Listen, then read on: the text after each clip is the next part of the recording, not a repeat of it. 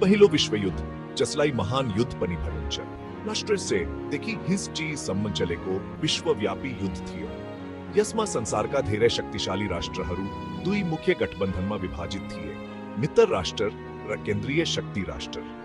मित्र राष्ट्रहरूमा मुख्यतया फ्रान्स, रूस र संयुक्त अधिराज्य सामेल थिए, भने केन्द्रीय शक्ति राष्ट्रहरूमा जर्मनी, ऑस्ट्रिया हंगेरी र ओटोमन साम्राज्य सामेल थिए. यो युद्ध इतिहासका सबैभन्दा घातक युद्ध मध्ये एक थियो, जसमा अनुमानित आ करोड लाख मानिसहरू मारिएका थिए र युरोपको राजनीतिक नक्शा ने परिवर्तन भएको थियो. 20औं शताब्दीका पछिल्ला घटनाहरू बुझ्नको लागि पहिलो विश्वयुद्ध बुझ्नु अत्यन्त महत्त्वपूर्ण छ. पहिलो विश्वयुद्धका कारणहरू जटिल थिए, जसमा राजनीतिक, आर्थिक र सामाजिक कारणहरू सामेल थिए. राष्ट्रवादले तनाव सिर्जना गर्यो, जस्तै सर्बियाको ऑस्ट्रिया हंगेरीको क्षेत्र विस्तार गर्ने इच्छा. सैन्यवादले हतियारको होड निम्त्यायो, जसमा जर्मनीको शक्तिशाली सेनाले अन्य देशहरूलाई खतरा महसुस गरायो. सन्धिहरूको अर्थ थियो कि एउटा देशको द्वन्द्वमा अन्य देशहरू पनि छिट्टै तानिन्छन्. उदाहरणका लागि जर्मनी र ऑस्ट्रिया हंगेरी बीचको सन्धिले गर्दा जब ऑस्ट्रिया हंगेरी सर्बियासँग द्वन्द्वमा फस्यो, जर्मनी स्वचालित रूपमा सामेल भयो. साम्राज्यवादले आगोमा घिउ थप्यो, युरोपेली शक्तिहरू उपनिवेश र स्रोतहरूको लागि प्रतिस्पर्धा गरिरहेका थिए. अफ्रिका र एसियाका केही भागहरूमा भएको होडबाजीले प्रतिद्वन्द्वीहरूलाई बढावा दियो र प्रतिस्पर्धाको भावना सिर्जना गर्यो. यी कारणहरूले युरोपमा अस्थिर अवस्था सिर्जना गर्यो, जहाँ एउटा सानो जिल्कोले पनि ठूलो द्वन्द्व निम्त्याउन सक्थ्यो. त्यो जिल्को एउटा हत्याको रूपमा आयो, जुन हामी अर्को खण्डमा छलफल गर्नेछौं.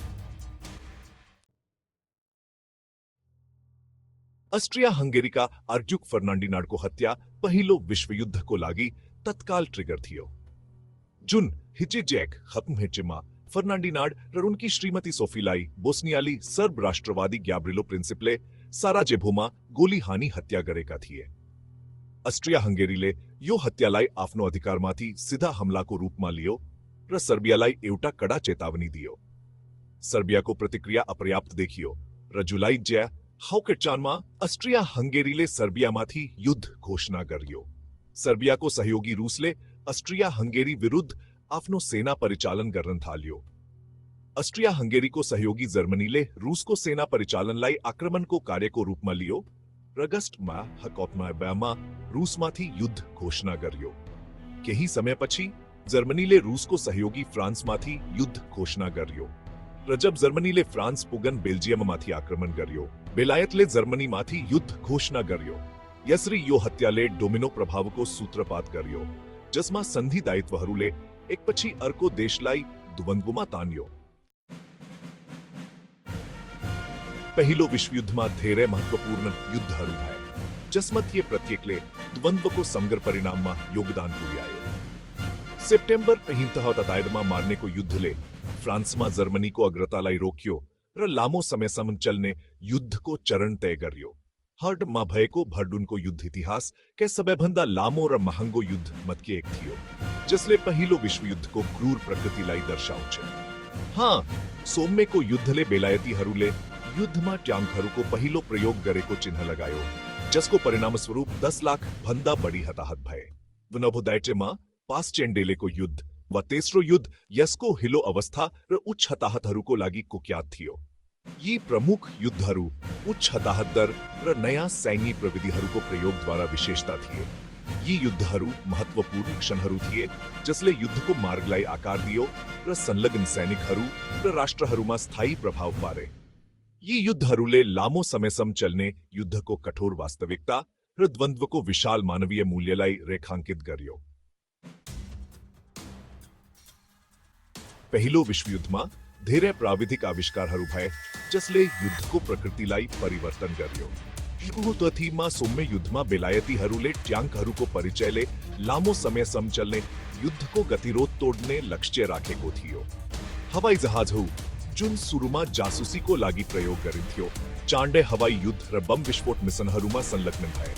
रासायनिक युद्धको उदय भयो, जसमा जर्मनीहरूले 1958मा दोस्रो युद्धमा पहिलो पटक क्लोरिन ग्यास प्रयोग गरेका थिए.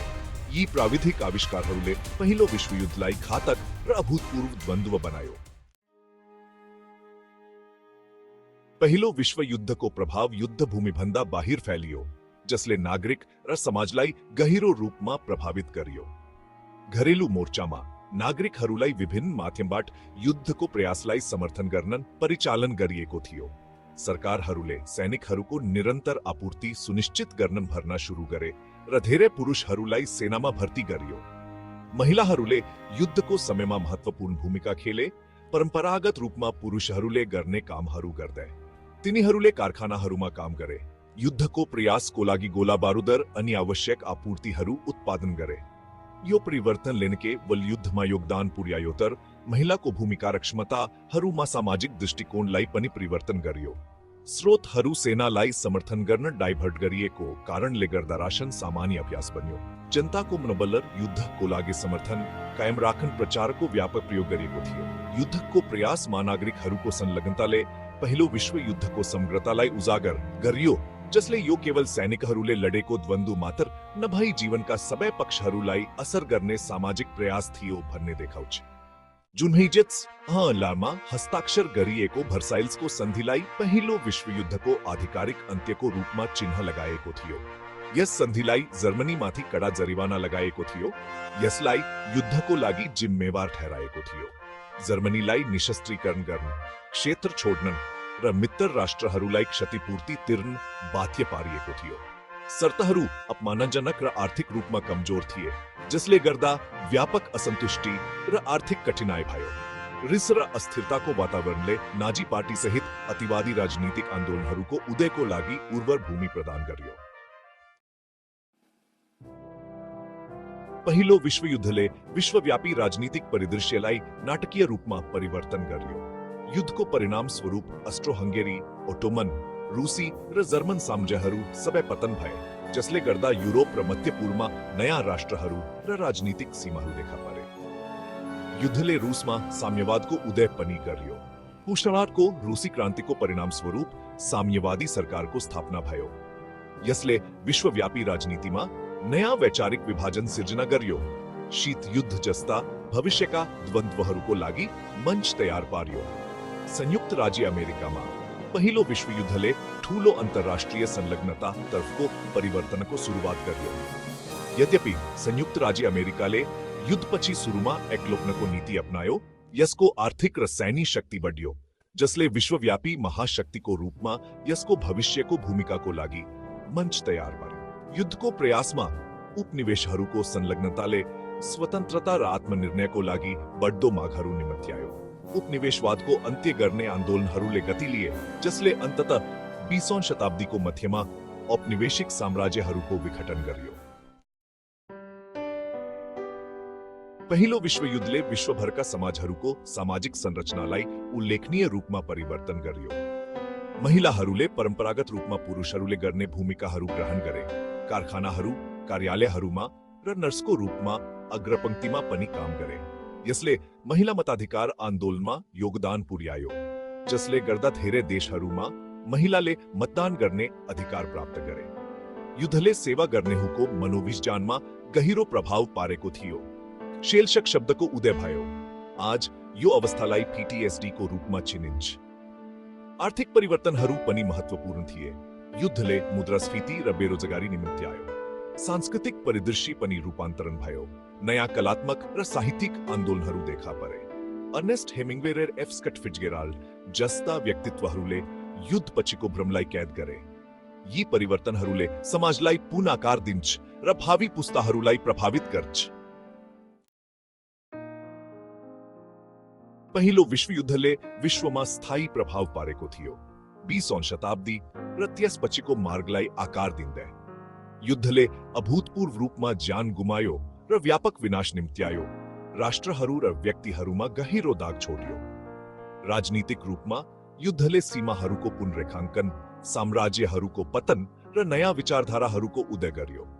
भर्साइल्सको सन्धि शान्ति सुरक्षित गर्ने उद्देश्यले गरिएको भए पनि दोस्रो विश्वयुद्ध सहित भविष्यका द्वन्द्वहरूको लागि आधार तयार पारेको थियो. सामाजिक रूपमा युद्धले लैंगिक भूमिकाहरूमा उल्लेखनीय परिवर्तनहरू ल्यायो, जसमा महिलाले ठूलो अधिकार र अवसरहरू प्राप्त गरे. सैनिकहरूमा परेको मनोवैज्ञानिक प्रभावले मानसिक स्वास्थ्य समस्याहरूको राम्रो समझ उपचारको आवश्यकतालाई उजागर गर्यो। आर्थिक रूपमा युद्धले कठिनाई र वृद्धि दुवै निम्त्यायो, जसले गर्दा उद्योग र श्रम अभ्यासहरूमा परिवर्तन आयो। सांस्कृतिक रूपमा युद्धले कला, साहित्य र दर्शनलाई प्रभावित गर्यो, जसले गर्दा नयाँ आन्दोलनहरू र भ्रम र आशाका अभिव्यक्तिहरू देखा परे। आधुनिक संसारलाई बुझन र राम्रो भविष्य निर्माण गर्न अतीतबाट सिक्नको लागि पहिलो विश्वयुद्धका कारणहरू, घटनाहरू र प्रभावहरू बुझ्नु आवश्यक छ।